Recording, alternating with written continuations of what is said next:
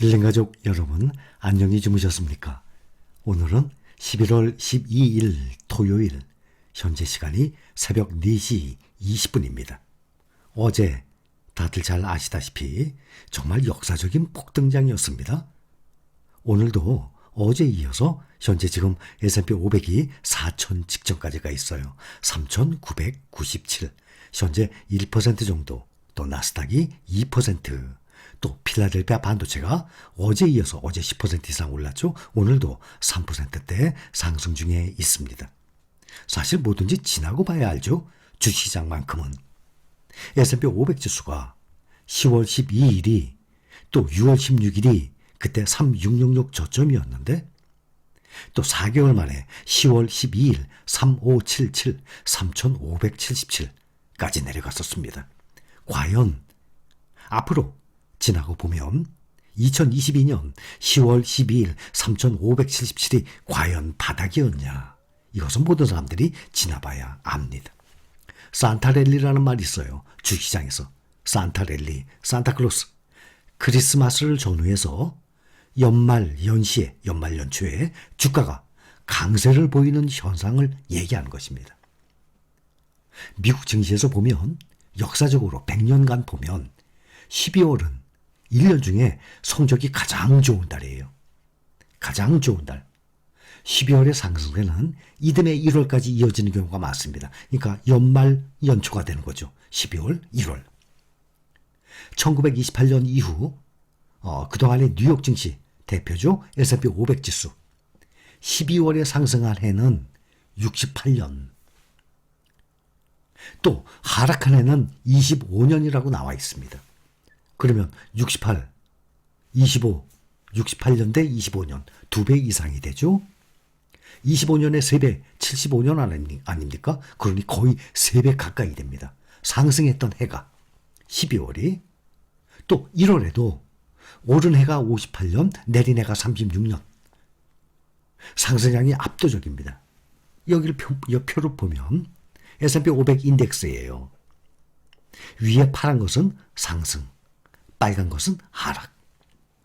100년간에 매년 1월, 매년 2월, 매년 3월을 표시한 겁니다.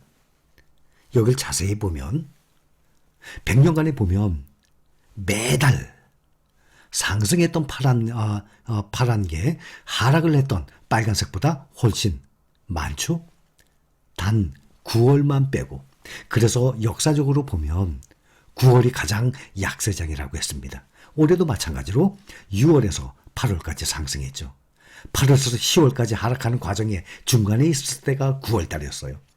100년의 역사적으로 보면 상승은 42, 하락은 51, 그렇게 해서 9월 달이 하락이 상승보다 더 컸었습니다. 여기를 보면 12월이 가장 상승을 했던 해가 많죠. 그 다음이 4월. 4월은 언제 가면 1분기 실적 발표 보통 4월에 하잖아요.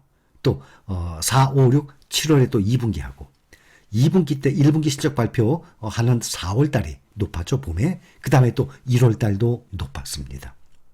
이렇게 상승을 했던 해가 하락을 했던 해보다 훨씬 길었기 때문에 역사적으로 세계적으로 우상향하는 시장의 대표 시장이 어디냐? 세계 1등 시장 미국 시장이에요. 그래서 우리는 거기에 시장 자체에 인덱스 펀드 아닙니까? 시장에 투자하는 ETF 아닙니까? 시장 지수를 따라가는. 그렇기 때문에 주가가 하락하는 약세장에서는 부지런히 사모으는 사람이 이긴다고요. 개별 종목이라면 분석이 꼭 필요합니다. 여러 가지 분석 다 설명을 드렸죠. 그 분석이 필요하지만 재무제표를 비롯해서 ETF는 그런 게 없잖아요. 시장에 투자하는 거기 때문에. 그래서 개별 종목보다 훨씬 안전하죠. 주가가 떨어졌어요. 약세장이에요. 괜찮아요. 그때는 정말로 기회라는 것을 주가가 오르고 난 다음에 누구든지 그때 느끼게 됩니다. 그래서 우리는 노후 대비를 하는 사람들이에요.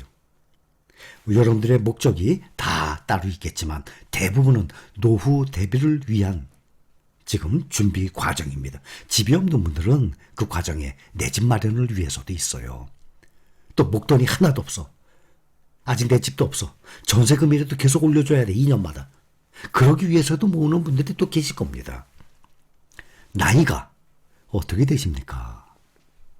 여러분들은 제가 어떻게 생긴 사람이고 나이가 몇 살이고 다 알고 계십니다. 그러나 여러분들은 서로, 저 또한 여러분들 나이가 어떻게 되는지, 어떻게 생겼는지, 어디 사는지 아무것도 모릅니다. 나이가 어떻게 되세요? 60세예요? 평균적으로 보면 60세 조금 아래예요. 여러분들 보면. 근데 60세 전후 많이 계십니다. 많은 자료들 보면 매달 생활비 267만 원 필요하답니다. 부부 기준으로. 이거 기본이에요. 먹고 싶은 거 마음대로 외식 못해요. 해외여행 제대로 못 가는 금액인데도 불구하고 매월 생활비 267만 원 필요하답니다. 그래요. 30년간. 그럼 267만 원 곱하기 12개월 곱하기 30년 9억 6천만 원 필요합니다. 9억 6천만 원 있어요. 그러면 죽을 때까지 90살까지 남에게 손 안 벌리고 살아요. 그 전에 생명이 좀 짧아질 것 같아요. 그래요. 20년간 계산합시다. 267만 원 곱하기 12개월 곱하기 20년 6억 4천만 원 있어요.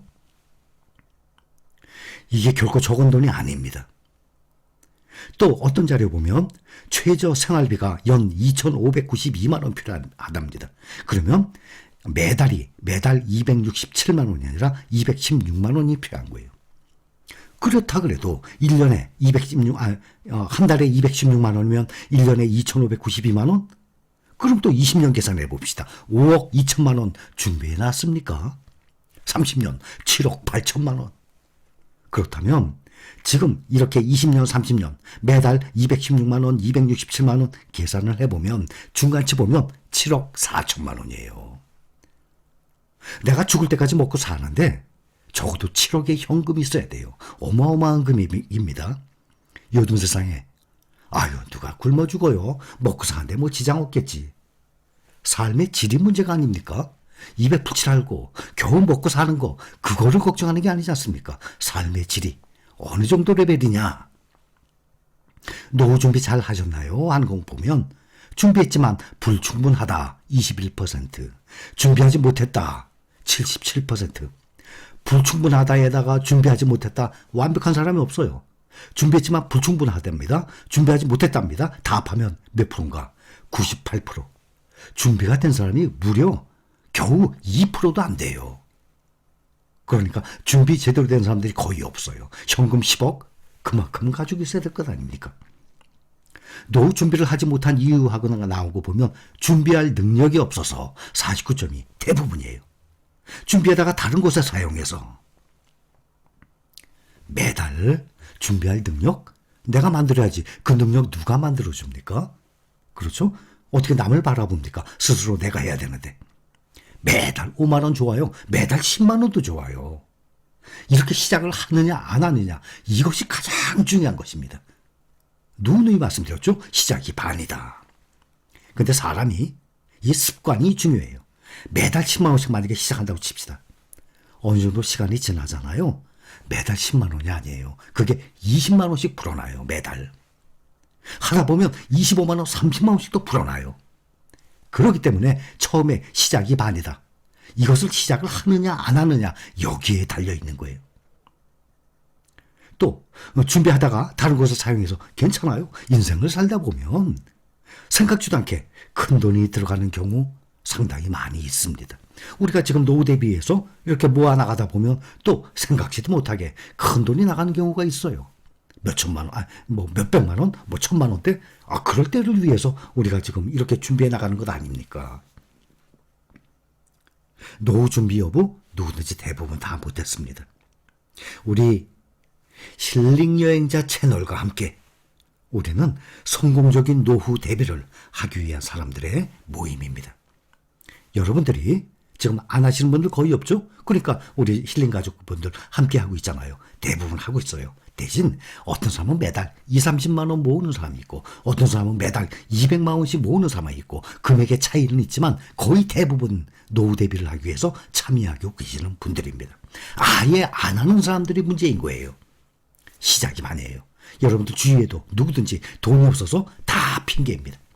내가 안 해서 그래요. 매달 10만 원으로 시작을 하다 보면 그 10만 원이 매달 20만 원, 30만 원으로 불어나게 돼 있습니다. 그것은 확실합니다. 그래서 우리 모두 노후 대비를 먹고 사는데 정말 굶어서 죽을 것 때문에 그런 건 아니지 않습니까? 삶의 질을 위해서. 자, 여기까지 감사합니다.